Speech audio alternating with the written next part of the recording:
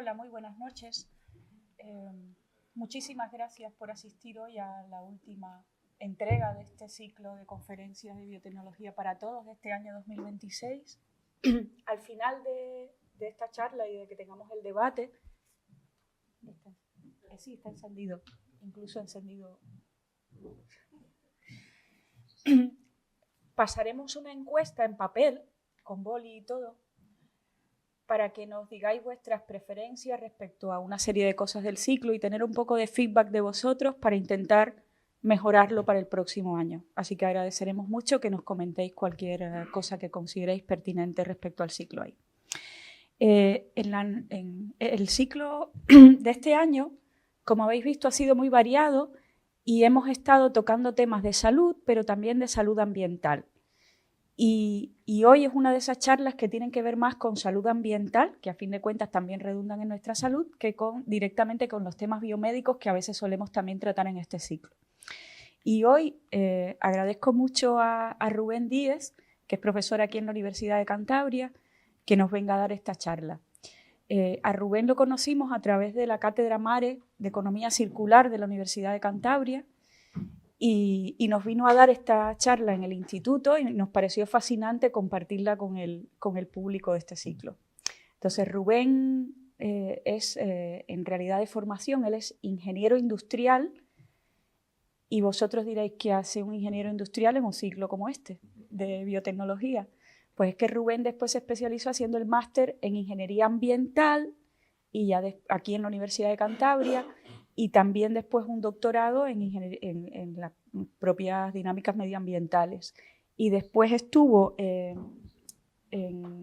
como postdoc en la Universidad Politécnica de Cataluña y ha hecho estancias también en las universidades de Gante en Bélgica y de Delft en los Países Bajos. Y el trabajo investigativo de Rubén está dirigido sobre todo a los procesos de depuración de aguas residuales y al uso de mecanismos o de técnicas o de materiales, digamos, también no convencionales para el tratamiento de esos residuos. Y, por ejemplo, el uso de algas, el uso de humedales, y de esas cosas nos viene a hablar hoy. Un poco de mezcla de biología y de tratamiento de residuos, ¿vale? Pues muchísimas gracias. Muy bien. Pues muchas gracias, Mapi, muchas gracias, María, por la coordinación de este ciclo y por la invitación. ¿Se me escucha bien? Dejo esto así un poco... ¿No se me escucha bien? Preferiría estar de pie, mejor no sentarme por aquí, pero puedo acercar el micrófono quizás. En estéreo. Nos organizamos, entonces 2 micrófonos y por aquí la mitad una pantalla, la mitad otra pantalla, todo organizado. Muy bien. ¿Por ahí qué tal? ¿Bien? Bueno, pues muchas gracias por la organización de este ciclo y por invitarme a participar, que para mí es un honor, la verdad, y un placer también ver la sala con tan buen ambiente, jueves a las 8 de la tarde, y bueno, con muchas caras conocidas también por ahí. Y nada, vamos a por ello. Yo soy Rubén, vengo del grupo de Ingeniería Ambiental de la Universidad de Cantabria, este grupito que tenemos por aquí, con varias personas por ahí en la sala también, de hecho. Grupo de investigación aplicada en ingeniería ambiental. Estamos ubicados en la Escuela de Caminos, aquí en Santander. Y bueno, como más o menos ha introducido ya Mapi, hoy la temática va de biotecnología ambiental. Dentro de este ciclo de biotecnología, hoy vamos a biotecnología ambiental, que podríamos decir que es un poco el campo que está en territorio común, a medias, entre la biotecnología y la ingeniería ambiental. Digamos que hablamos de aplicación de biotecnología para la resolución de problemas ambientales, para lo que trabajamos como ingeniería ambiental.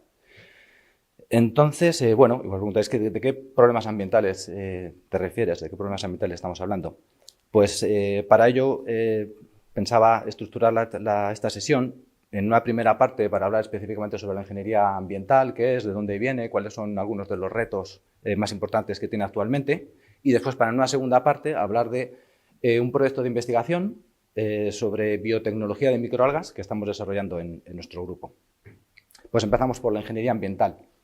El término ingeniería ambiental es reciente, es de finales del siglo XX, de los años 70, pero viene de su antecesor, la ingeniería sanitaria, que se acuñó en el siglo XIX, pero incluso mucho antes, en civilizaciones antiguas, tenemos ya signos de lo que podríamos llamar ingeniería sanitaria. En este caso, vemos ahí una ilustración con una aglomeración urbana, entre comillas, con ya sus sistemas de drenaje para canalizar las aguas residuales y evacuarlas de las zonas habitadas, ¿no? Ejemplos conocidos también, las populares letrinas de la civilización romana, como una manera de evacuar y, digamos, disponer y deshacernos de los residuos fecales, ¿no? Además de otros fines sociales. Y más infraestructuras de ingeniería sanitaria, los abastecimientos, un acueducto para abastecimiento de agua limpia y de agua segura a las poblaciones, ¿no? Garantizando salud pública. Seguimos avanzando un poco en la historia y si llegamos a la Edad Media, bueno, en la Edad Media empieza a acumularse un montón de gente en las ciudades y, en cambio, los temas de alcantarillado e higiene no se cuidan tanto. Y llega a haber incluso situaciones como la que se ilustra en esta viñeta, en la que la gestión, la evacuación, la disposición de las aguas residuales domésticas, pues eran por la ventana a la voz de agua va. Y bueno, eso podéis imaginar que genera problemas de salud pública en el entorno urbano y generó pues la proliferación de numerosas epidemias, ¿no? Epidemias que por aquel entonces eran arte de magia, digamos, no era ciencia, era magia. Digamos que no se conocía cuál era el origen de esas epidemias y, de hecho, a veces se atribuía incluso a un castigo divino, ¿no? Si ya estoy en una epidemia, por algo será. Seguimos avanzando en el tiempo, llegamos al siglo XIX, la revolución industrial, ya empieza el crecimiento exponencial de la población mundial y una migración masiva hacia las ciudades, ¿no? Empezamos a juntarnos en las ciudades y no cuidando mucho la higiene urbana, no cuidando mucho los sistemas de alcantarillado, de abastecimiento, residuos en la calle, aguas residuales no bien gestionadas. Entonces esto agrava completamente los problemas de salud pública y la proliferación de muchas epidemias. Por aquella época, siglo XX, Santander lucía así de bonita, ¿no? Una ciudad, a pesar de no ser muy grande, una ciudad pequeñita, Santander, pero no se escapaba de también sufrir los efectos de estas epidemias por una mala higiene urbana, ¿no? En concreto, una epidemia de cólera en el año 1834, en la que en un periodo de un mes y medio, más o menos, o algo así, fallecieron en torno a 1.000 personas. 1.000 personas que por aquel entonces, habiendo una población de 15.000 personas en Santander, pues eso era como el 6% de la población que cayó en esta epidemia, ¿no? Entonces, bueno, ese es el contexto, que en ciudades, incluso no en grandes ciudades, los problemas de salud pública pues daban lugar a esta problemática que hubo que solucionar juntando medicina con ingeniería civil, y ahí llega el origen de la ingeniería sanitaria, con personajes, el primero que destacar, Jon Snow, que seguramente este Jon Snow le conocéis, pero no es este Jon Snow del que os quería hablar de este otro, que es un poco menos atractivo, pero muy relevante porque, bueno, en una epidemia de cólera también, que en Londres, después de la epidemia, estudió o analizó un barrio concreto, investigando la ubicación de las viviendas donde había gente que había fallecido durante la epidemia y vinculándolo con las fuentes de agua donde habían tomado agua esas viviendas para beber, ¿no? Y lo que identificó pues, es que había una fuente que estaba contaminada, de hecho es como una especie de monumento allí en Londres que se puede visitar, y que había sido el origen de las muertes o de la epidemia en ese barrio, ¿no? Esto pues era todo un hallazgo porque no había una ciencia clara que demostrara que la epidemia tenía el origen en el agua. A Jon Snow le acompañaron más personas en su época, Pasteur, Koch, Chadwick, mujeres también como Chick, que bueno, hicieron más avances en paralelo y pues vieron, por ejemplo, que realmente no era el agua en sí lo que envenenaba, sino eran microorganismos patógenos que se transportaban en el agua y que venían de pues, alguna persona enferma que en sus restos fecales pues, habían llegado a la red de agua potable, ¿no? Y bueno, se desarrollaron las vacunas, se desarrollaron los métodos de desinfección de aguas y medidas también para tener un buen higiene y unas buenas prácticas urbanas de salud pública con los saneamientos y los abastecimientos, ¿no? Y todo ese conjunto de actividades pues, dieron lugar a lo que es la ingeniería sanitaria. Los efectos que tuvo esto pues fueron muy claros en cuanto a la reducción de personas que fallecían por epidemias. Esto es simplemente un ejemplo de la ciudad de Filadelfia, de los fallecimientos por fiebre tifoidea, otra enfermedad que se transmite por el agua. Y bueno, a partir de la época en la que se comenzaron a implantar técnicas o medidas de la ingeniería sanitaria, pues la reducción de fallecidos pues fue drástica, ¿no? Hasta ya avanzado el siglo XX, en el que ya se mantienen en valores muy bajos. Técnicas como filtración de agua, desinfección de agua, hacer saneamientos bien separados de los abastecimientos y demás. Bueno, esto parece problema resuelto, pero dejémoslo un poco entre comillas, porque para nosotros quizás está resuelto, pero para una gran población en el mundo todavía no tiene sus sistemas de abastecimiento y saneamiento seguros como tenemos aquí, ¿no? Aquí seguimos avanzando, llegamos al siglo XX y en nuestro mundo, con las epidemias ya de este tipo de transmisión prácticamente resueltas, surgen otros problemas ambientales derivados de nuestra actividad, de la actividad humana, de la actividad industrial, como la contaminación atmosférica, la contaminación acústica, la contaminación de suelos, la contaminación de ecosistemas acuáticos por aguas residuales, por residuos, en general por todas nuestras actividades, ¿no? Y bueno, aunque esto no generase directamente epidemias, sí que sabemos que tiene un retorno, como bien también introducía Mapi, tiene un retorno en nuestra salud, al fin y al cabo. Está todo relacionado y esto al final repercute en nosotros, ¿no? Entonces, a finales del siglo XX, en los años 70, es cuando la ingeniería sanitaria se transforma un poco, aunque todavía a día de hoy mucha gente lo sigue llamando ingeniería sanitaria. Incluso la plaquita de nuestro laboratorio todavía pone ingeniería sanitaria, habrá que cambiarlo algún día. Realmente la ingeniería sanitaria se amplió a la ingeniería ambiental, que contempla la salud pública de las ciudades, pero también la salud en general, la salud ambiental del planeta con todos los sistemas conectados, ¿no? Término que encaja mucho con el concepto de One Health, de una única salud, del que se habló en un ciclo, se dedicó un ciclo hace un par de añitos de biotecnología para todos, y que, bueno, que incide en que la salud de las personas, los animales y el medio ambiente en general pues están totalmente conectados y son dependientes e interdependientes, ¿no?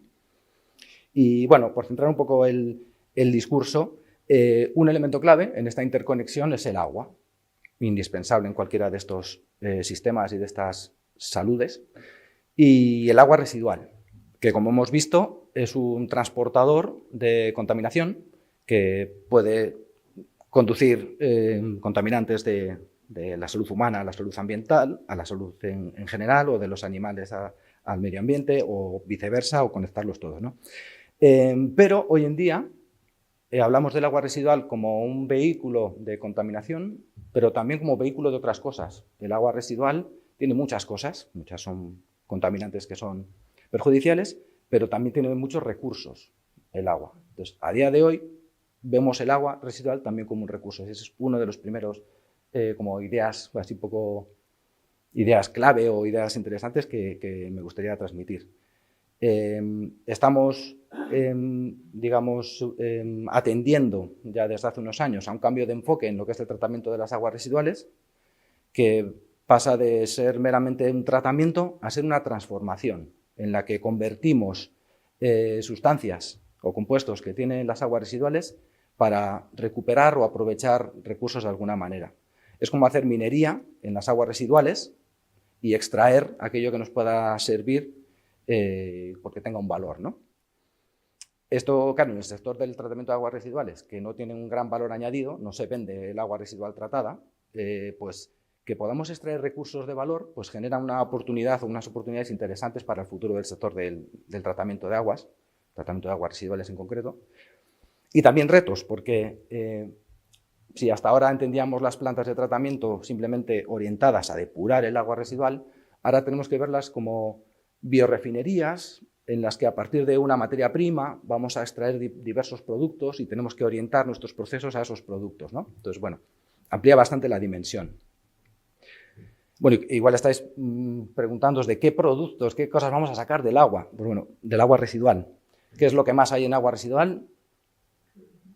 ¿Lo primero? ¿Perdón?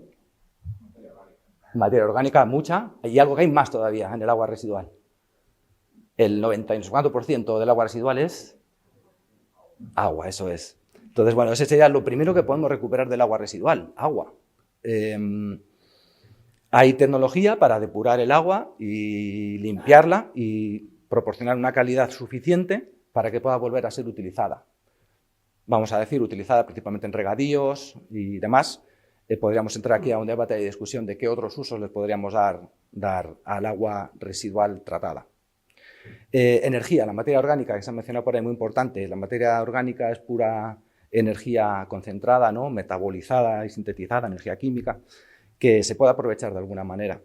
También nutrientes. El agua residual tiene muchos nutrientes que, de hecho, en su vertido provocan los problemas de eutrofización habituales de ejemplos de prensa como el Mar Menor y demás, ¿no? Pero bueno, los problemas en general de eutrofización.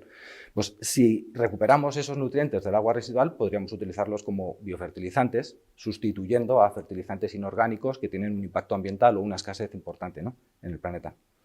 Y así si no largo, medio largo, etcétera, de productos que podemos recuperar del agua residual. ¿Y qué interesaría? ¿Hacia dónde deberíamos ir con la recuperación de recursos, ¿no? Pues hacia los productos que nos reciba el mercado, sí, importante.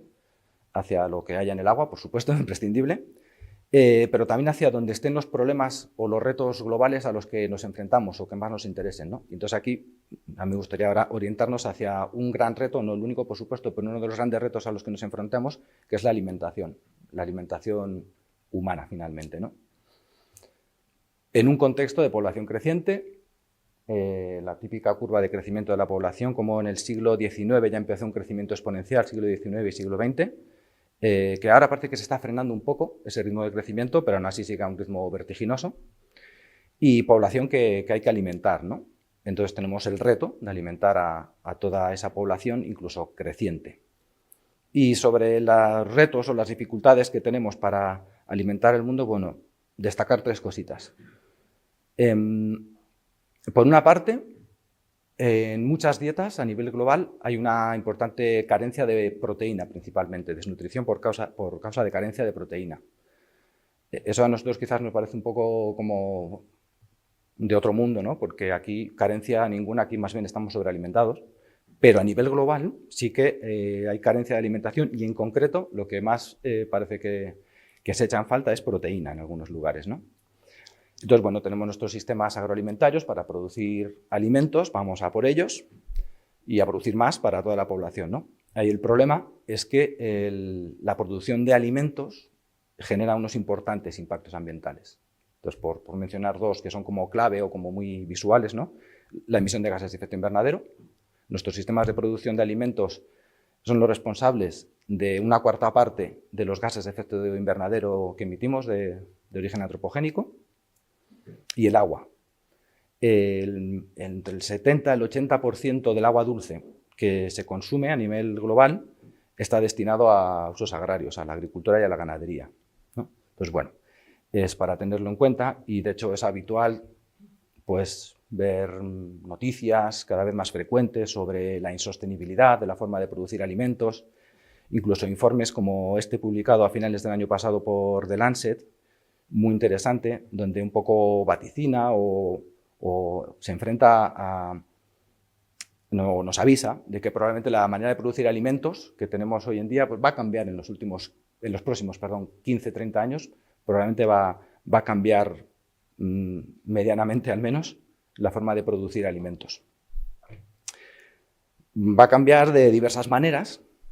Una de las maneras relevantes por las que puede cambiar es porque estemos buscando fuentes de proteína alternativas a las convencionales para aportar proteína a todo el planeta y también para producir esa proteína de una manera que tenga menos impacto ambiental que la proteína convencional, que tiene un elevado impacto ambiental, como os mencionaba antes. Entonces ya hay alternativas que ya no son investigación, que ya están en la mesa, ya están en el plato, como las alternativas vegetales, que son productos como sustitutivos o que aparentan carne, tipo hamburguesas y salchichas y así, pero de proteína de origen vegetal, en concreto de legumbres, y estas dos marcas, Eura y Beyond Meat, que probablemente igual habéis visto en algún bar o en algún supermercado, ya están en todos lados, son de guisante. Insectos. Tema delicado aquí para hablarlo, pero bueno, ya están aquí. Los insectos como algo aceptado en Europa como alimento, hay varios, uno de ellos quizás habéis oído hablar del tenebrio molitor. Se producen en granjas, son súper eficientes, consumen muy pocos recursos y producen una masa muy rica en proteínas. Lo de rica lo podemos dejar entre comillas, pero en proteínas seguro que sí. Entonces es una proteína muy eficiente, digamos. Y hay ya granjas que los están cultivando para producir harinas que se incorporan en piensos de alimentación animal, pero también en alimentación humana, ya se están utilizando. El tenebrio molitor en concreto, por ejemplo. Y también microalgas, llegamos a las microalgas. Se están posicionando también las microalgas como una fuente alternativa de proteínas o de suplemento alimenticio, habiendo ya empresas que lo están produciendo como All Microalgae, que están en Portugal, y Neoalgae, que está aquí al lado en Gijón, y bueno, ya están poniendo en el mercado productos de microalgas, ¿no? Entonces, bueno, hemos llegado a las microalgas, por fin, no sé cuánto hemos tardado en llegar, entonces es un momento de respirar un poco. Respiramos profundo y respiramos gracias a las algas y a las microalgas. Es que son responsables de producir más de la mitad del oxígeno que tenemos en la atmósfera, que nos permite vivir. Más de la mitad de ese oxígeno es producido por las algas y por las microalgas.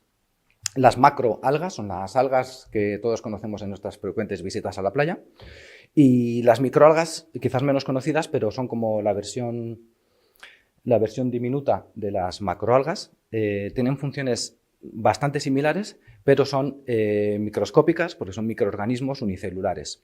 La función principal común, la fotosíntesis. Son organismos y microorganismos fotosintéticos ambos, ¿no?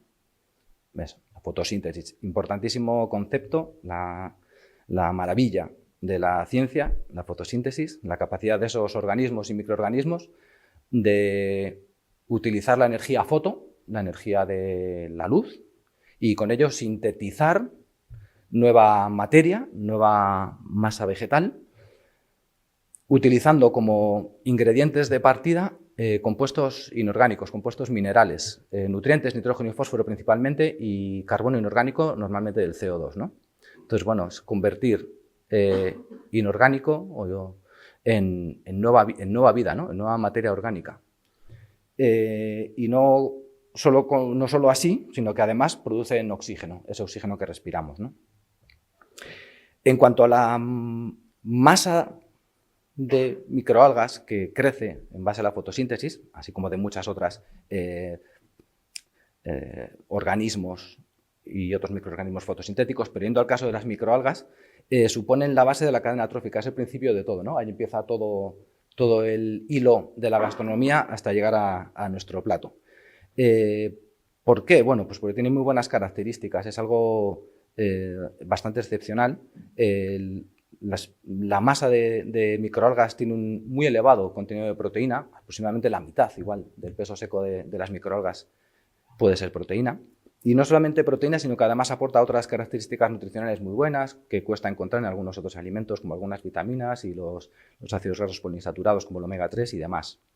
Además, más allá de la alimentación, también las microalgas sintetizan, al crecer, al reproducirse, sintetizan otros compuestos que son de interés para diversas industrias, aceites, lípidos, pigmentos naturales, fitohormonas, polímeros y un largo etcétera. Consecuencia de esto, las microalgas se cultivan industrialmente desde hace varias décadas, desde quizás los años 60 o 70, y Se cultivan en sistemas como los que vemos aquí, piscinas expuestas al sol en las que tenemos las microalgas creciendo con un medio de cultivo líquido en el que tenemos que añadir los minerales y nutrientes que necesitan para crecer, como si tuviéramos que fertilizarlo, digamos, con las condiciones de radiación solar y temperatura adecuadas. Bueno, estos sistemas abiertos son, digamos, la variante más sencilla. Aquí en el otro extremo tenemos sistemas cerrados, más controlados, en los que son tubos o bolsas transparentes en invernaderos, que permiten también el cultivo y crecimiento de microalgas, en granjas de microalgas un poco más especializadas, ¿no? Más tecnificadas, con mayores costes, pero con mayor control de lo que está creciendo en estos sistemas, ¿no? ¿Y qué producimos a partir de estas granjas de microalgas? Pues, como ya os he introducido, pues alimento. Es como un complemento o un ingrediente más en muchos snacks. Ahora mismo ya se puede encontrar en el supermercado pasta que tiene espirulina, galletitas que tienen espirulina, otros snacks, tallarines, bueno, diversos productos alimenticios. Y también se venden los típicos pastillas o polvo de microalgas directamente puras, como las más populares, espirulina y clorela, y que se utilizan también como un aporte extra de proteína o como un suplemento alimenticio, ¿no? No solamente alimentación humana, también alimentación animal, principalmente en la fabricación de piensos para acuicultura, pues debido a sus buenas propiedades nutricionales pueden sustituir harinas de pescado y otros alimentos que quizás puedan ser menos saludables o menos sostenibles. También debido a los principios activos que sintetizan, como antioxidantes, antimicrobianos y demás, pues se utilizan microalgas en farmacéutica y en cosmética. También con fines industriales, las microalgas producen pigmentos de manera natural que son difíciles de encontrar por otras vías. Y bueno, por último también destacar por aquí, esto de aquí, muy importante para nosotros, tratamiento de aguas residuales, otra aplicación de las microalgas. Hemos dicho que las microalgas crecen en agua y consumen nutrientes. Bueno, las aguas residuales tienen nutrientes y de hecho hay que eliminarlas. Pues podemos utilizar microalgas para eliminar esos nutrientes de las aguas residuales. Además, por el mismo precio, las microalgas producen oxígeno que puede ser utilizado por otros microorganismos de los que participan también en la depuración de las aguas residuales, bacterias habitualmente que oxidan biológicamente la materia orgánica. Entonces, a raíz de eso, pues hay sistemas basados en microalgas para la depuración de aguas residuales. Y bueno, esa es la razón por la que un grupo de ingeniería ambiental esté trabajando con microalgas, ¿no? En principio, por esta aplicación de aquí. Bueno, si volvemos un poco sobre el foco en la alimentación, las microalgas para alimentación, bueno, os preguntaréis que si tan maravillosas son, tan buenas son a nivel nutritivo, ¿por qué no son ya la solución a la seguridad alimentaria a nivel global, ¿no? Entonces, bueno, hay diversos estudios que analizan los factores limitantes para su implantación de mayor escala y prácticamente todos coinciden en que la principal causa es el coste de producción. Es una huerta muy especializada, una huerta muy gourmet. Se necesitan medios de cultivo sintéticos que son como fertilizantes muy específicos y que tienen un elevado coste. Después a eso se suma también el coste de la energía y demás, pero principalmente el elevado coste de los medios de cultivo que hay que añadir. Y esto impide que haya una producción pues, más masiva, ¿no? de microalgas. Bueno, y con esto, en principio, tenemos todos los ingredientes para meterlos en la coctelera y llegar a donde quería llegar. Tenemos una maravillosa biotecnología de microalgas, pero con un elevado coste. Pero también acabamos de decir que las microalgas se pueden utilizar para tratar aguas residuales. Y si volvemos un poquito más atrás, os había insistido en ese nuevo guión que tenemos en el tratamiento de aguas residuales, que es que tenemos que recuperar recursos de las aguas residuales. Entonces, si lo juntamos todo, de ahí surge pues, la idea de cultivar microalgas en aguas residuales con el objetivo doble de tratar y depurar esas aguas residuales y además producir biomasa de microalgas que nos permita obtener bioproductos de interés recuperando recursos de esas aguas residuales.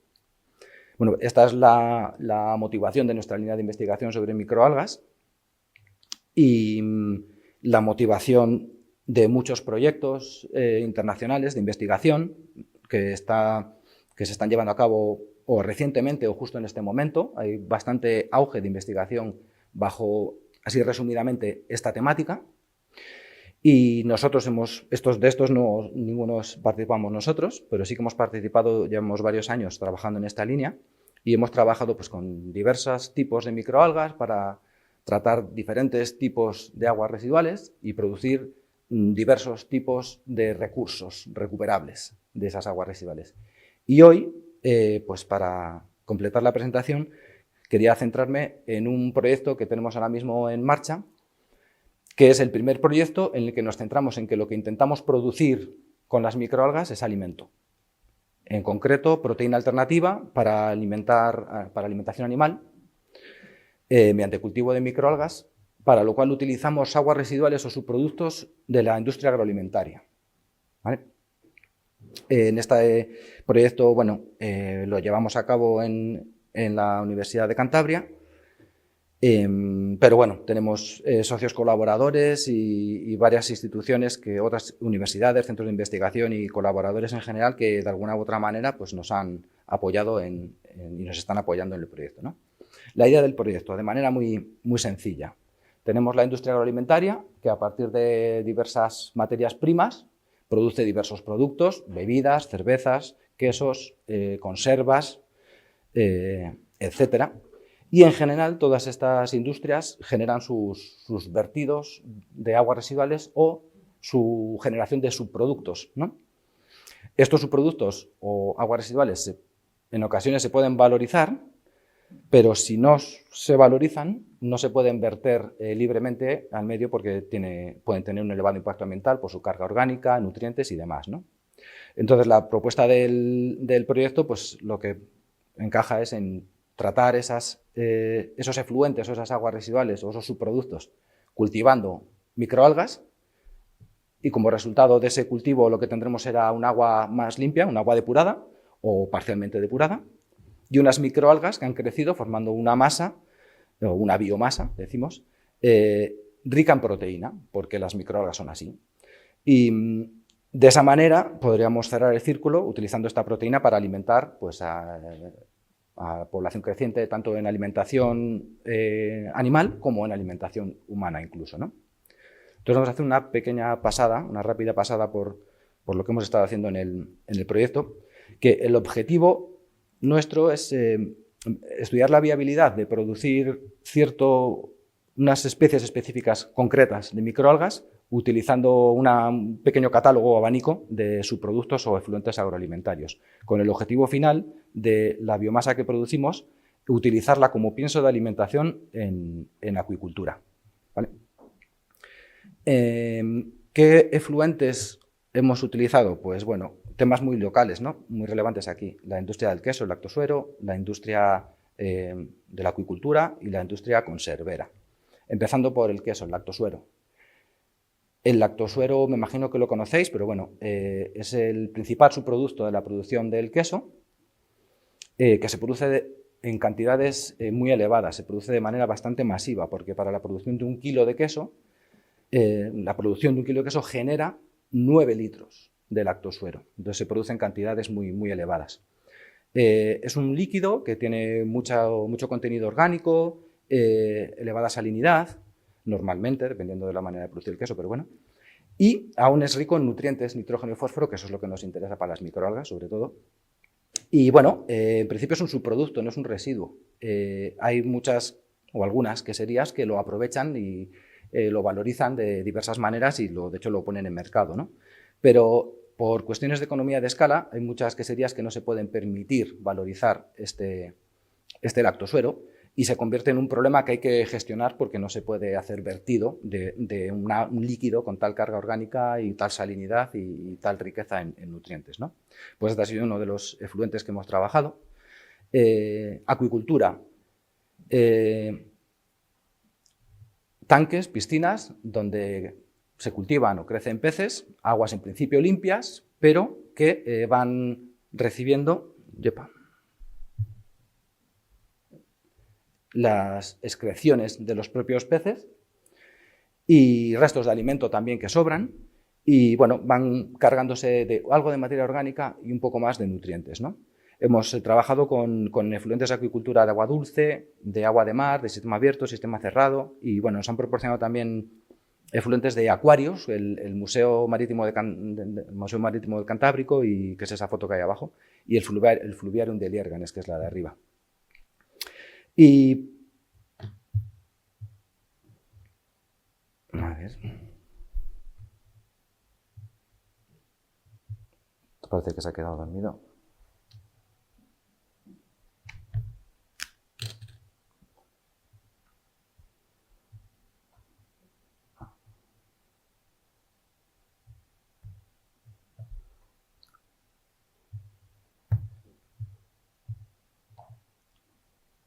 Ahí estamos otra vez, ¿no? Vale. Y por último también hemos trabajado con otro efluente muy cántabro, ¿no? En la industria conservera de la anchoa, de Santoña en concreto. La producción de las conservas de anchoa genera unas aguas residuales que son, la verdad es que muy potentes, tienen una muy elevada cantidad de materia orgánica, también muy elevada salinidad y muchas grasas, y aún así todavía tienen también bastantes nutrientes.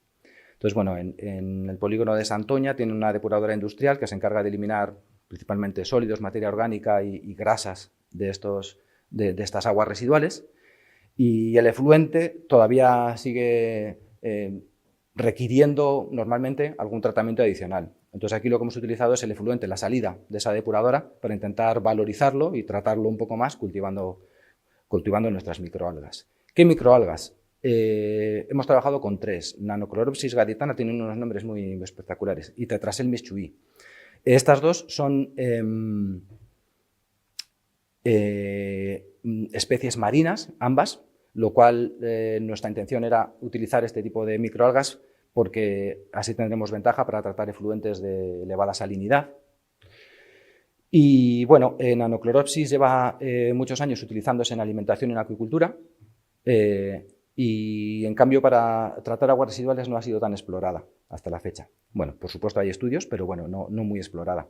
Tetraselmis chuyi es más emergente, es más reciente, pero es muy prometedora por las características que tiene. De hecho, ya está aceptada como alimentación animal y también en alimentación humana como ingrediente. Y está bastante menos explorada, es más emergente, digamos. Y por último hemos trabajado también con Chlorella vulgaris, que es como la archiconocida, es de agua dulce, pero tiene mucha trayectoria y muchos estudios. Por una parte se produce para alimentación humana, es la más habitual junto a la espirulina que podemos encontrar en productos de alimentación, así como en tratamiento de aguas residuales, también es de las que más se ha empleado para intentar depurar aguas residuales, ¿no? Bueno, estas 3 microalgas, así es como las mantenemos en nuestro laboratorio, en las condiciones óptimas, con los medios de cultivo sintéticos, digamos, con su comida perfecta ideal. Y así es como hacemos, de manera resumida, ciertos experimentos. Utilizamos un inóculo de la microalga que queramos utilizar y le añadimos como fuente de nutrientes, en vez de un medio de cultivo sintético, pues el residuo o el agua residual o el subproducto, en este caso es el lactosuero, que como es muy concentrado necesitamos realmente añadirle muy poca cantidad para aportarle los nutrientes que necesitan para crecer, y los exponemos a ciclos de luz y oscuridad, y simulando lo que es el día y la noche, con ciclos de 12 horas, bien mezclados, y los dejamos transcurrir varios días. Más o menos su plazo de crecimiento, de acuerdo a la concentración de nutrientes que le aportamos, son unos 5 o 7 días. Aquí en este vídeo se ve pues, el transcurso de 3 días o algo así. Y lo que se va viendo es, bueno, cómo se van eliminando los nutrientes, eso no se ve, pero las microalgas van creciendo basadas en los nutrientes del lactosuero en este caso concreto, que es lo que le habíamos aportado, y lo que sí que se va viendo es como en el paso de estos días va tomando un color más concentrado, ¿no? Más oscuro, están creciendo las microalgas, y al cabo de varios días ya habrán agotado los nutrientes y podríamos cosecharlas para el uso que sea, o en nuestro caso para estudiarlas, ¿no? Este vídeo grabado por Ander, que por ahí lo tenemos. Vale, esto es así como resumido a nivel sencillo. A nivel metodológico, bueno, utilizamos triplicados, 3 réplicas para todos los casos que estudiamos. Siempre comparamos la utilización de un residuo o subproducto comparado cara a cara con un con un medio de cultivo sintético perfecto ideal para realmente poder analizar y sacar conclusiones sobre las ventajas o inconvenientes.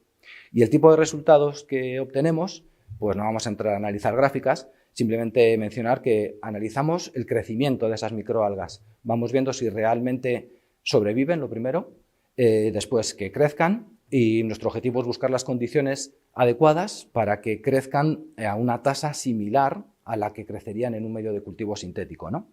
Y bueno, hemos tenido resultados bastante satisfactorios después de afinar mucho. Otro parámetro que analizamos siempre es la eliminación de nutrientes. Estamos utilizando residuos o subproductos que queremos depurar, entonces analizamos la capacidad de nuestros cultivos de realmente agotar o consumir, en este caso estas gráficas son el nitrógeno que aportaba ese residuo o ese fluente, ¿no? Y bueno, una vez realizados nuestros experimentos a esta escala pequeñita, a ver.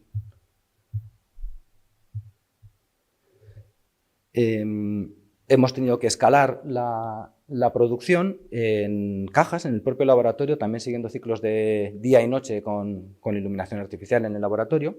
Tenemos cajas en las que alimentamos con un pequeño inóculo de microalgas y después con, en este caso, es Tetraselmis, y después con el residuo o subproducto que queremos utilizar, en este caso es lactosuero. Tenemos cajas aquí en diferentes estados de crecimiento, unas que acaban de ser, digamos, como sembradas o inoculadas y otras que ya llevan varios días de su ciclo de una semana más o menos de crecimiento y en las que ya se van concentrando más las microalgas y se aproximan al momento para cosecharlas porque, bueno, probablemente ya tenemos suficiente cantidad y probablemente han agotado los nutrientes para seguir creciendo, ¿no? Esto probablemente sea ya uno de los últimos días del ciclo en los que merecería la pena parar esa caja y cosechar, ¿no? El objetivo de este escalado, en el que tenemos unos 400 y pico litros de cultivo de microalgas ahora mismo en el laboratorio, es producir este oro verde, nuestra biomasa en microalgas, que cosechamos de esas cajas mediante centrifugación. Y es esta pasta concentrada de microalgas que ha crecido utilizando como nutrientes, en este caso es Tetraselmis, que ha crecido utilizando lactosuero como fuente de nutrientes. Y el siguiente paso, de que ya termino con esto, el siguiente paso del que no podemos tampoco hablar hoy porque es el paso que nos falta, será en los próximos meses, antes de finalizar el proyecto, en este año, es la producción de unos piensos con esta biomasa que estamos produciendo de microalgas para probarlo en un sistema de acuicultura en el crecimiento de rodaballos en concreto y, bueno, destacar aquí la participación del oceanográfico como socio clave para poder llevar a cabo esta labor que a los de ingeniería ambiental pues no nos pega mucho el aire por aquí. Y entonces, bueno, aquí tenemos las alianzas, ¿no?, oportunas y necesarias para completar el ciclo del proyecto. Pues con esto termino. Simplemente lanzar dos mensajes finales como resumen de todo el rollo. El primero de ellos, el que destacaba de la recuperación de recursos, que estamos en un planeta que cada vez escasean más los recursos, el agua, la energía y muchos materiales concretos que estamos catalogando como críticos y estratégicos, y en las aguas residuales tenemos de todo eso un poco.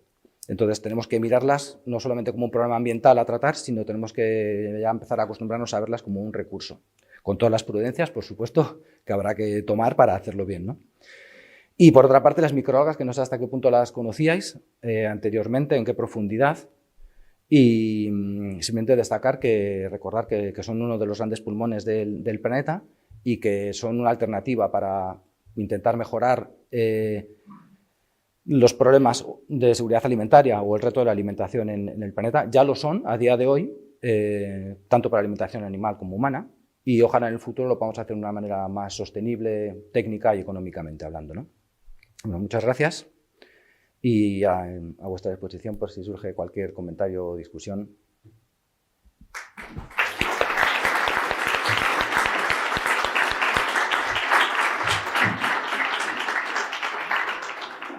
Muchas gracias, Rubén. ¿Alguien se anima? Lanzo yo la primera y así la gente va calentando, ¿no? Con tu charla me acordaba de en fin, los vertidos del Mar Menor, como tú decías, pero también de vertidos, por ejemplo, de petróleo, en los que siempre los microbiólogos van y tratan de aislar de ese vertido los organismos del medio natural que son capaces de comérselo, ¿no? Y entonces yo me preguntaba si, aparte de trabajar con estas microalgas, que me imagino que las has cogido porque están bien caracterizadas, porque son unas cepas aisladas, tienes tus cultivos exactamente de lo que tú sabes que tienes, ¿no habíais pensado en utilizar pues eso, microalgas que te encontraras de una charca que hubiera habido un vertido ilegal de lactosuero o cosas así? Totalmente, muy oportuna la pregunta. De hecho, para nosotros esta es la primera vez que trabajamos con especies concretas específicas de microalgas, buscando cultivos que no son puros, no trabajamos en condiciones estériles, somos un laboratorio de ingeniería ambiental, estamos rodeados de residuos, pero intentamos trabajar en las condiciones más controladas posibles para producir especies específicas de microalgas, y lo que estamos analizando es cuáles son más viables para depurar qué tipo de efluentes o aguas residuales, ¿no? Y esto está causado porque el objetivo es producir alimentos, ¿no? Que se busca una trazabilidad y que sea caracterizable de alguna manera bastante fiable, ¿no?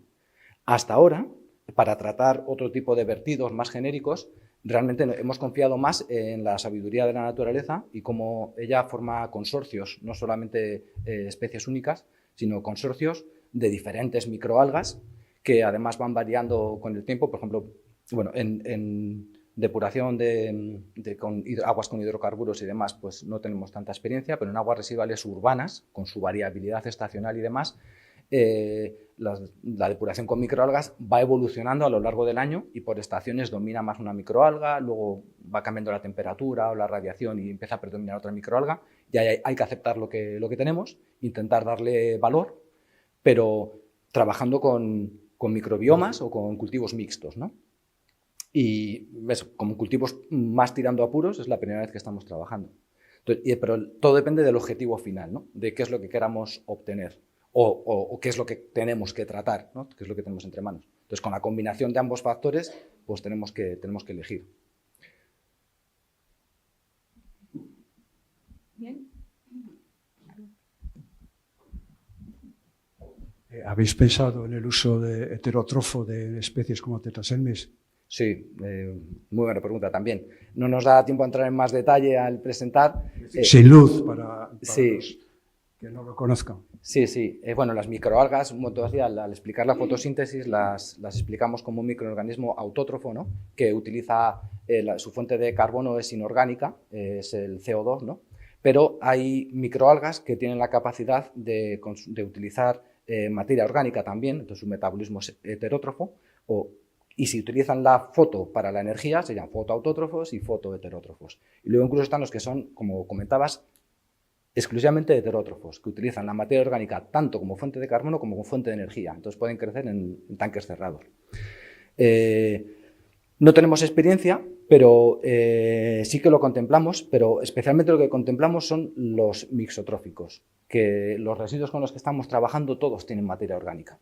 Entonces, basarnos solo en los nutrientes y el carbono inorgánico a veces nos da problemas. Entonces, de hecho, esa es una de las razones también por la que hemos trabajado con clorela, porque clorela tiene mucha capacidad mixotrófica y entonces puede hacer frente a los nutrientes y también a la materia orgánica que suele venir en estos efluentes o aguas residuales. Tetraselmis está menos explorada, pero bueno, está ahí su capacidad heterotrófica, y Nanocloropsis quizás menos todavía. Pero nosotros la vertiente mixotrófica la estamos explorando con clorela. También estamos utilizando, al margen de este proyecto, Scenedesmus, que también tiene buenas propiedades mixotróficas. Exclusivamente heterotrófico, bueno, nosotros queremos tirar de la fotosíntesis, entonces sí que tiramos de la energía foto. Hubo una empresa, creo que se llamaba Cell Systems, sobre los años 80 en el Reino Unido, que utilizó Tetraselmis en fermentadores industriales sin luz de ningún tipo. Lo que pasa es que me parece la especie, aparte de poder usar materia orgánica, requiere un sustrato rico en azúcares, que probablemente estos vertidos no lo tienen, pero... Claro, sí, lo podrían tener, de hecho, y sería la manera de sustituir los aportes que las empresas que han producido en vía heterótrofa tienen un elevado coste, por aparte de la aireación que puedan necesitar o no, por el aporte de esos azúcares normalmente. Entonces aquí tendríamos un poco el mismo discurso, aprovechar los azúcares, la materia orgánica que viene en las aguas residuales, que todas estas, bueno, las de acuicultura no tanto, pero por ejemplo el lactosuero tiene mucha materia orgánica, que en principio puede ser algo más compleja que el azúcar, por supuesto, pero se podría simplificar o hidrolizar azúcar y utilizarlo como azúcares.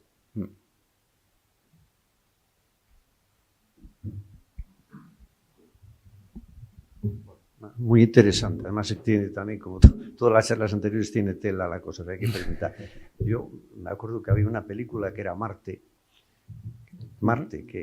o que van a hacerlo en la Luna. Los americanos, en cuanto lleguen, ya no se van a plantar la bandera y volverse, se van a quedar allí. Entonces, claro, yo me acuerdo que el asesoramiento de la película de Marte lo hizo la NASA, con lo cual allí tenían que vivir con sus propios residuos, porque ahí oxígeno no hay, salvo que lleven las botellas. Y digo, esto yo me imagino que puede tomar la idea de lo que es lo que monten allí en Marte, pero ya a gran escala y con más facilidades, ¿no? Es decir, yo no sé ahí, no me acuerdo qué sistema hacían, porque tampoco yo leí alguno de los protocolos de la NASA de los cuales asesoró a la película, al director, a la dirección, para hacer eso. Pero lo que estaba claro era que tenían que reciclar sus propios residuos. Sí, yo no sé lo que pasará en las estaciones espaciales, pero algo será el preludio de lo que pueda pasar en Marte, porque ahí ya... Sí, bueno, a día de hoy sigue habiendo proyectos de investigación sobre la gestión de las aguas en el espacio. No tengo muchos detalles, no sé si alguien quiere aportar algo por aquí, por las tecnologías que se utilizan, pero bueno, entiendo que la reutilización ahí es a nivel indispensable y total. Reutilización incluso a nivel de consumo humano, entiendo que sí, ¿verdad? Y para eso hay tecnologías, bueno, no estarían basadas en microalgas en este caso, probablemente estén basadas en sistemas de filtración, probablemente, membranas, sea lo que... Sí, bueno, hay que hacer intercambio en cambiadores iónicos, por ejemplo, también, la orina se puede beber, o sea, pero previamente tratada, ¿no? Sí, y el resto me imagino que también. Luego, de hecho, yo no sé si tendrán sistemas ya a pequeña escala como estos, ¿no? Que aquí evidentemente son más fáciles, pero bueno, eso podría dar una idea porque aquí es más fácil reproducir ese sistema. Sí. Lo que pasa es que a lo mejor aquí interesa más esto que lo que puedan hacer allí, porque allí, como no monten un sistema aeróbico para oxigenar. No, pero y luego una duda que tengo, que en el tema del tratamiento de aguas residuales, por ejemplo, de Santander, la fase aeróbica es la previa y la anaeróbica es la que sigue. Bueno, el agua se trata por vía aerobia, se le aporta oxígeno para que microorganismos aerobios, bacterias... la primera etapa. Sí, y casi la principal para lo que es el agua en sí. Sí, pues oxígeno. Y lo que ocurre es que el proceso biológico que lleva a cabo esa oxidación aerobia de la materia orgánica genera, no son microalgas, son bacterias que crecen, van engordando y reproduciéndose y formando más bacterias y se va formando una gran masa de bacterias que hay que retirar. Y ese fango que se retira del tratamiento del agua se trata por vía anaerobia, en la cual también, porque hay expertos en anaerobio que nos podrían... No, lo había visto. Ah, se marcha, vale. Digo, uy, lo había visto. Sí. Es digamos, el fango biológico generado en la depuración es lo que se trata por vía anaerobia. Son metabolismos diferentes. La vía aerobia es más rápida, pero consume energía porque hay que airear. La vía anaerobia es más lenta, pero es más energéticamente eficiente porque no demanda oxígeno y además por vía anaerobia se puede producir, de hecho en la depuradora Santander se produce, como en la mayoría de las grandes depuradoras, biogás por la degradación anaerobia, ¿no? de ese fango. Y ese biogás pues, se queman unos motores para aportar energía eléctrica en la propia instalación. Y luego yo la pregunta a la que voy, es decir, un efluente que sale por el emisario de una estación depuradora de aguas, ¿se le hace una analítica periódica para ver qué es lo que sale y qué sale? Se le hace una analítica muy periódica. O sea, está muy biomineralizado. O sea, imagino que saldrá todo convertido en sales minerales, que es lo que queréis aprovechar.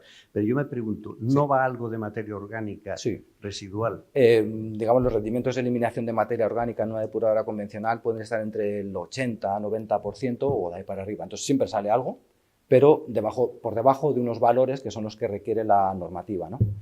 Y los valores que requiere la normativa pues, van acordes con cuál es el punto de vertido y cuál es la capacidad de dilución de ese medio para que con la poca cantidad que llegue el medio sea capaz de asumirlo o incluso de terminar de autodepurarlo, ¿no? Me apunto más cosillas ahí. La normativa requiere, dependiendo del tamaño de la depuradora, cuántas muestras hay que analizar al año, y normalmente las depuradoras van muy por encima de ese valor porque necesitan tener más datos para saber si están yendo bien o no, ¿no? Y con lo que es habitual que analicen mucho más de lo que incluso se les exige por su propio bien. Y sigue saliendo materia orgánica, siguen saliendo nutrientes. Cuanto más tratamiento hagamos, menos sale. Y hay que buscar el equilibrio entre cuánto energía aportamos para hacer tratamiento, entonces cuánto queda en el agua residual efluente, ¿no? Y otra duda es, tú hablabas de anchoas con mucha grasa. Sí. ¿Cómo se gestiona a nivel de depuración por el consorcio microbiano que hay ahí? ¿Qué pasa con la grasa? Como buena pregunta Sobre todo, también. cuanto más saturada, peor todavía, porque Sí. la grasa es dura de meter el diente, como pasaba con el petróleo, Sí. que ahí yo lo sé, porque trabajando en las rías, en pérdidas de petróleo, ahí lo que sorprendía era la velocidad a la cual se degradaba el petróleo, que les llamó la atención. Sí. Y eso es que las bateas llevan muchos años, desde los años 40, 50, Sí. impregnándose de brea. Entonces, probablemente el nicho microbiano venga de ahí, que es perpetuo en la ría. Por eso, entre las condiciones de alta productividad de la ría, sobre todo en verano, y los biofilms de bacterias que están pegadas al petróleo, que tienen un organismo aparte, era la clave de que aquello se destruía tan rápido, ¿no? Ese es el tema. Pero a mí siempre me intrigó qué pasa con la cantidad de grasa. Evidentemente tú no puedes, te recomiendan que no eches por desagües, porque eso sí que genera un problema a nivel de degradación. Sí. Entonces, en lo que se sabe, ¿cómo se degrada una grasa saturada? Bueno, pues se podría degradar por vía biológica, igual que los microorganismos que ponen con los hidrocarburos y demás, ¿no? Pues hay microorganismos que podrían acabar degradando biológicamente las aceites y grasas, y quizás primero haría falta un proceso como de ruptura en algo más sencillo, pero la realidad es que en la depuración de aguas residuales urbanas y en la depuración de las aguas residuales del polígono de Santoña, lo que se hace para eliminar las grasas es por vía física. No se hace por proceso biológico. ¿Previo a la depuración? Bueno, es una etapa, es previo a depuración aeróbica, y lo que se hace es por flotación. Por flotación. Por decantación. Las grasas tienen más facilidad para flotar que para decantar, entonces lo que se hace es incluso inyectar como microburbujas de aire, como una especie de burbujeo un poco achampanado, para las que no suban por su propio pie, animarles ayudarles, empujarles a ascender a la superficie, y después se recogen con barredoras por arriba. De hecho, el tratamiento principal de la planta de Santoña es un flotador de grasas. Es la única manera, porque sí. Es que no vi ningún trabajo en el que se explicara realmente cómo se degrada, que debe ser muy difícil. Perdón, es que se lo iba a dar ya de vuelta. Vale. Debe de ser difícil. Por eso dice mejor que no vaya, porque entonces sí que puedes estropear el fenómeno de la degradación, tanto aeróbica como anaeróbica. Sí, pero es una duda que yo siempre tuve y no sé si está resuelta. Pero bueno, vale, muchas gracias. A ti. ¿Alguien más?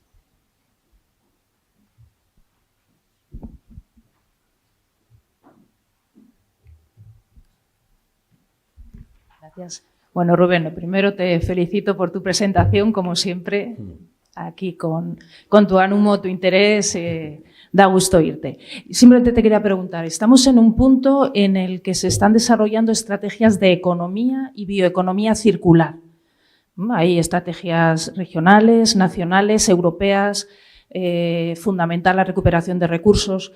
Este tipo de investigaciones, como las que tú lideras, ¿qué papel, algo nos has comentado, ¿no? Pero quería que incidieras un poco más en ello, ¿qué papel pueden tener en estas estrategias de circularidad de la economía? Muchas gracias. Ya, pues buen apunte, Lorena, buena profesora, porque no he mencionado la palabra economía circular, yo creo, no la mencioné en un momento, y claro, debería ser algo que hubiera estado presente en gran parte de la presentación, ¿no? Tanto al mencionar este nuevo enfoque de tener que recuperar recursos de aguas residuales, ahí podría estar el eslogan de economía circular, claramente. Todo lo que recuperamos de residuos para volver a incorporarlo en la cadena de producción o en la cadena de uso, pues es perfectamente economía circular. Aquí incluso podríamos matizar, tanto con las microalgas como con los tratamientos de aguas residuales en general por vía biológica, sería bioeconomía circular, ¿no? Porque está basada en procesos biológicos.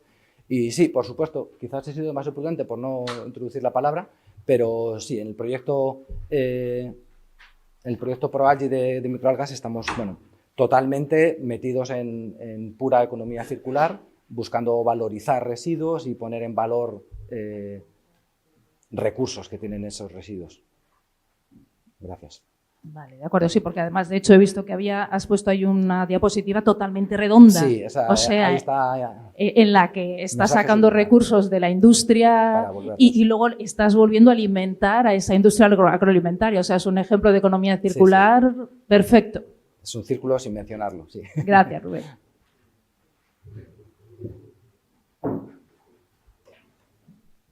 ¿Alguien más quería por aquí? Me había levantado la mano alguien por aquí.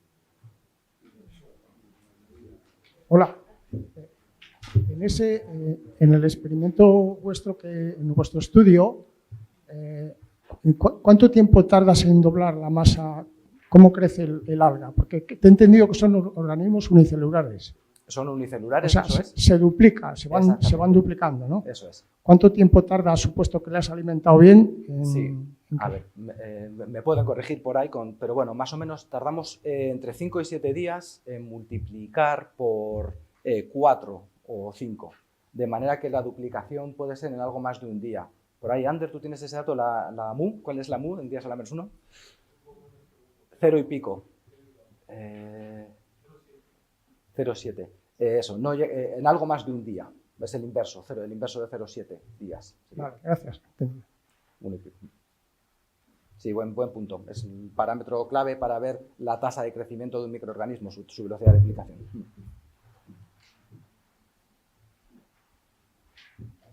Bueno, ahora todo es el examen. Llega el examen.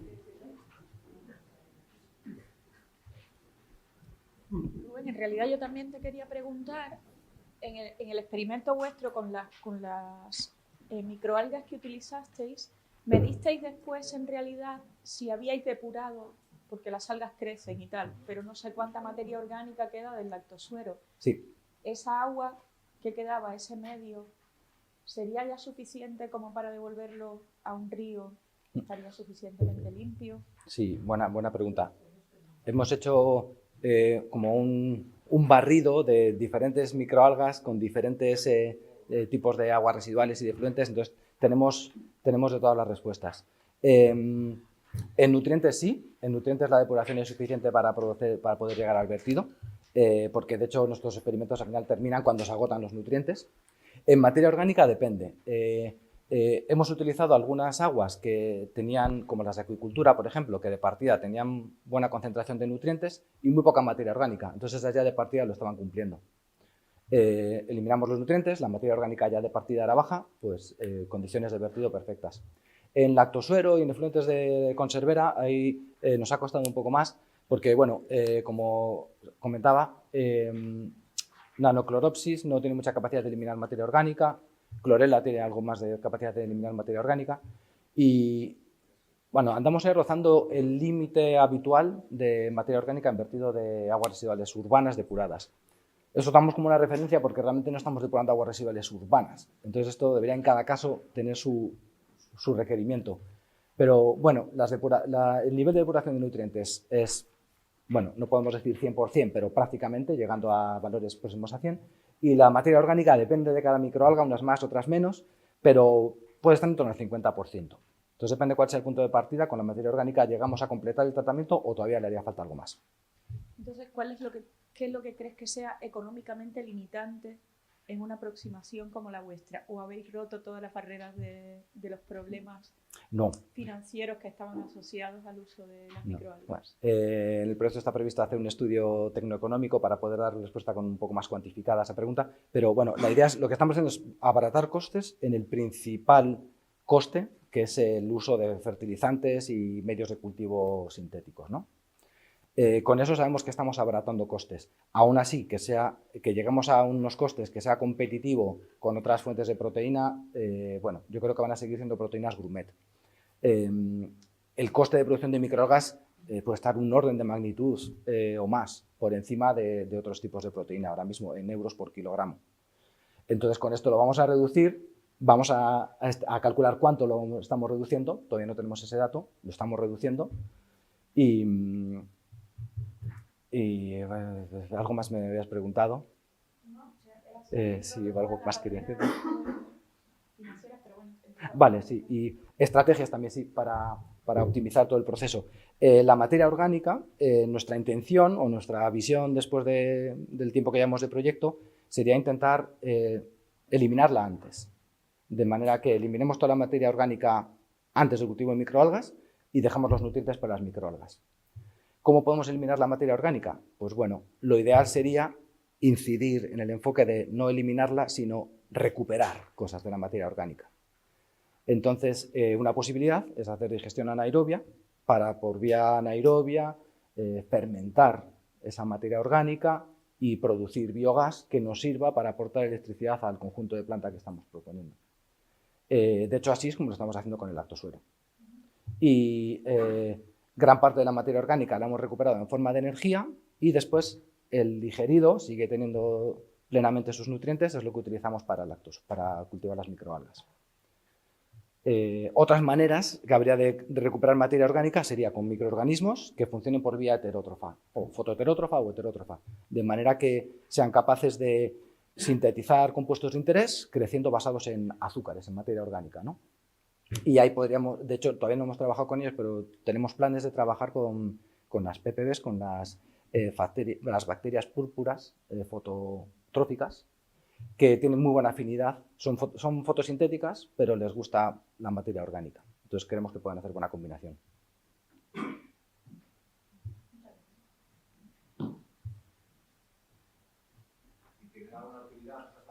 Sí, en alimentación también, el tema de proteína.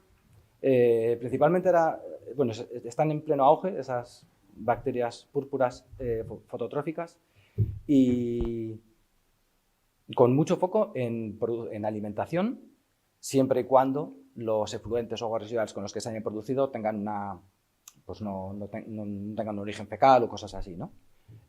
Cuando tienen origen fecal, pues también se está hablando de ellas como por sus propiedades bioestimulantes, yo creo para producir bioplásticos también, por los biopolímeros que pueden producir. No. Parece que se usan para producir carotenos y xantógenos. Eso es. Sí, hay varios pigmentos que están en pleno auge, carotenos, también, aminoácidos en sí, y la astaxantina es otro de los pigmentos que están tomando mucho auge y tienen un valor de mercado bastante elevado, sí. Astaxantina. ¿Hay algún estudio sobre el biofouling en los barcos mercantes?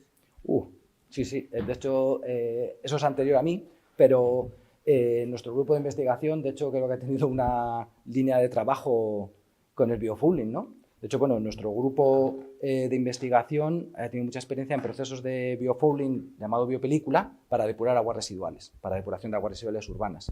Y ha tenido mucha comunión y mucha conexión con el estudio del biofouling en los barcos. Antes de que yo estuviera en el grupo se hicieron algunas tesis, ¿no? Salieron también de esa línea de investigación y no sé si podemos aportar algún resultado o alguna idea de lo que se hizo. Sí, quizás aportar la idea para la encuesta del posible tema de porque gracias. Digamos, el origen de un nuevo grupo de investigación sobre que nuestro grupo hubo el origen de un nuevo grupo de investigación centrado en temas de biofouling en barcos, ¿no? Toda esta náutica. Hay un grupo de investigación específico de la Universidad de Cantabria que trabaja en biofouling en cascos de barcos. Sí, que partió del original del grupo de ingeniería ambiental. Pues ahí hay una charla para el año que viene, sí. Sí. Muy interesante.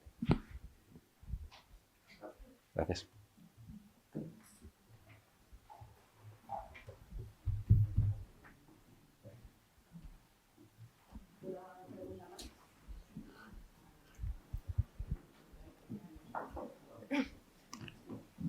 Bueno, pues si no hay ninguna pregunta más, agradecer a Rubén